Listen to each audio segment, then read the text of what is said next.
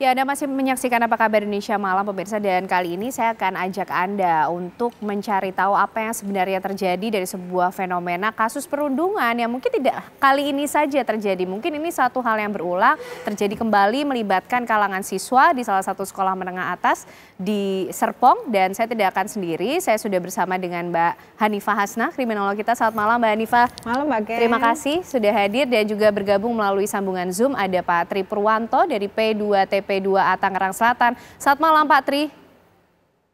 Malam, selamat malam. Ya, Pak Tri, informasinya ini pelaku, korban maupun juga pihak-pihak yang terlibat dalam kasus perundungan ini sudah hadir ke P2TP2A. Bagaimana Pak perkembangannya sejauh ini?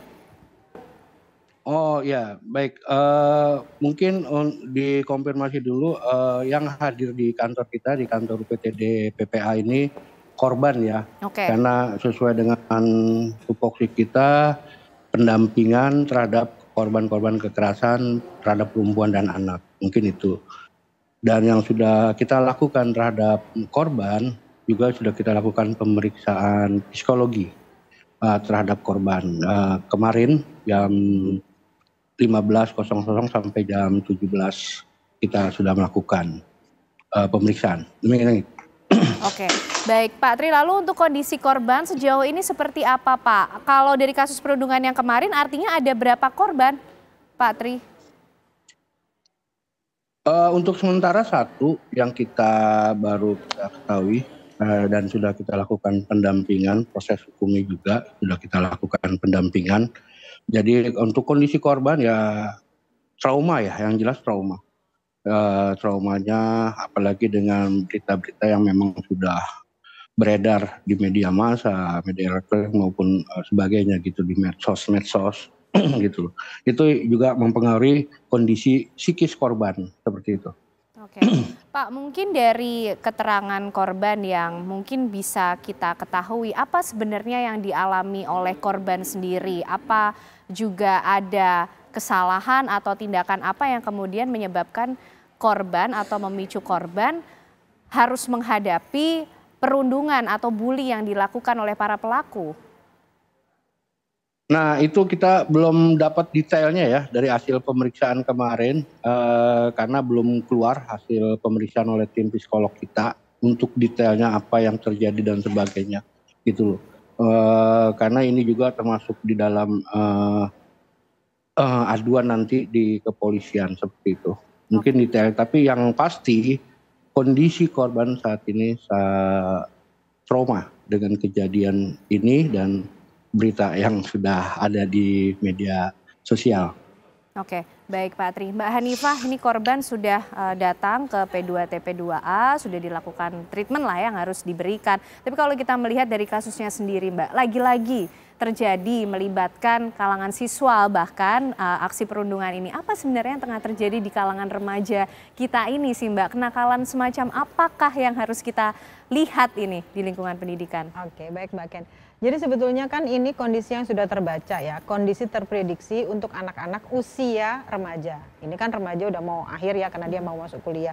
Nah mereka ini sedang mencari jati diri. Kita sama-sama tahu lah mereka mencari jati diri. Hanya saja mungkin jati dirinya salah gitu ya. Karena mereka berharap dia itu mempunyai kemampuan, dia mempunyai kuasa. Nah kuasanya mereka adalah dengan cara seperti ini. Itu yang salah. Sebetulnya kan kalau kita ngelihat normalnya mereka harus berprestasi gitu ya. Tapi kan tidak semua anak seperti itu. Justru yang ingin saya soroti adalah ini adalah geng delinquen. Geng delinquen itu adalah geng penyimpangan. Oke. Dan ini justru geng delinquen ini geng yang sangat-sangat diminati oleh remaja. Karena ketika dia masuk ke dalam geng itu, harga dirinya naik. Tingkat kekerenannya itu meningkat. Tapi dia harus melakukan konformitas atas semua aturan yang dilakukan atau ditentukan oleh geng itu. Misalnya ketika masuk ke geng ini harus mau dipukulin dulu. Berarti kan ada yang salah. Kenapa kita harus merelakan dipukulin? Berarti ada konsep diri yang kurang, ada konsep diri yang negatif gitu ya. Sehingga dia mau diperlakukan seperti itu. Pun pelaku, kenapa dia mau sampai melakukan itu kepada orang lain? Apakah nggak ada lagi empatinya? Apakah dengan dia seperti itu dia merasa keren, dia merasa hebat gitu ya? Ada konformitas, ada peer group, ada peer pressure. Jadi yang sudah masuk kelompok itu harus menganiaya orang lain biar dia menjadi kuat gitu ya. Karena apa, ketika dia ditepokin sama teman-temannya, dia merasa bahwa oh ini loh aku keren, aku hebat, aku dihormati, aku ditakuti. Ini yang menjadi fenomena sekarang yang terjadi di anak-anak sekarang. Sehingga mereka lebih suka mendapatkan kehormatan dengan cara kekerasan. Dan akhirnya kemudian mungkin bisa kita katakan bukan rela ya, akhirnya menerima untuk menerima sikap-sikap yang dilakukan oleh para pelaku ya, begitu. Ketika ini dilakukan secara turun-temurun yang artinya menjadi warisan kebencian dan warisan kekerasan, akhirnya dia merasa bahwa ketika aku mau masuk ke geng-geng yang keren, yang dianggap keren dalam tanda kutip, ya aku harus mau diperlakukan seperti itu. Harusnya kan harga dirinya nggak seperti itu. Aku nggak mau dong masuk ke situ. Aku nggak apa-apa kok nggak masuk geng seperti itu gitu kan. Berarti ada yang salah. Ada konsep dari yang mana? salah. Ada konsep yang salah. Kenapa dia seperti ini? Bagaimana orang tuanya itu mengasuh selama ini sehingga membentuk anak yang bisa menjadi korban dan membentuk anak yang menjadi pelaku. Kalau memang korban ini merelakan diri loh ya, walaupun nggak ada korban yang merelakan diri gitu ya. Tapi kalau dia melakukan konformitas berarti kan ada yang salah gitu. Lalu bagaimana orang tua korban selama ini, pelaku selama ini mengasuh anak ini sehingga membentuk anak-anak yang agresivitasnya terlalu tinggi. Seperti itu. Oke, Mbak Hanifa, menarik. Kita bicara nanti juga melangkah ke proses parenting yang nampaknya cukup penting ya, mengambil peran dalam bagaimana seorang anak kemudian beradaptasi di lingkungan. Tapi Pak Tri, apakah korban ini juga menyampaikan keterangan, bercerita soal geng ini, Pak? Ya, kalau untuk geng ini memang dia cerita. Jadi ternyata geng ini sendiri, informasi yang kita dapat memang sudah berdiri dari udah lama ya, udah ada generasi ini generasi yang jadi generasi pertama, generasi kedua, ketiga dan seterusnya sebelum generasi ke-9 ini tidak ada kekerasan gitu loh. Tapi pas di generasi 9 ini kekerasan dalam hal tadi kasarnya prospek lah gitu loh, terjadi kekerasan seperti itu, dan ini dialami oleh korban di saat masuk geng ini gitu. Jadi sebetulnya geng ini sudah ada gitu loh. Jadi kalau di istilah kata tuh namanya warung ibu gaul, kalau nggak salah, warung ibu gaul.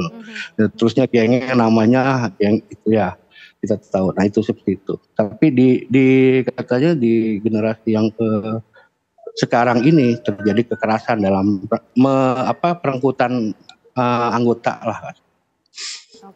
Artinya korban mengkonfirmasi bahwa geng ini memang melakukan proses seperti itu untuk perekrutan dan korban ini menjalani itu sebagai suatu proses untuk masuk ke dalam geng tersebut, Pak Tri?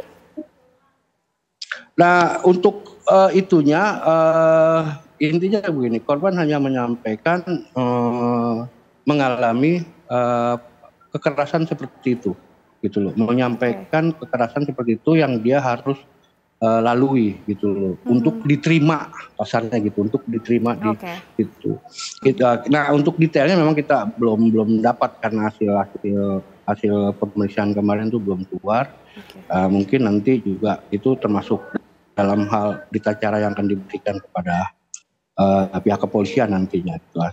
Oke, baik Pak Tri. Mbak Hanifa, kalau mendapatkan informasi penjelasan dari yang disampaikan Pak Tri tadi soal apa-apa saja mungkin ya yang coba untuk diungkapkan yang diceritakan korban, bagaimana kemudian mungkin bisa menjahit kronologinya seperti apa nanti dan apa yang bisa kita tangkap kemudian, tapi dijawabnya nanti Mbak Hanifa. Usai jeda kami masih akan kembali untuk Anda pemirsa.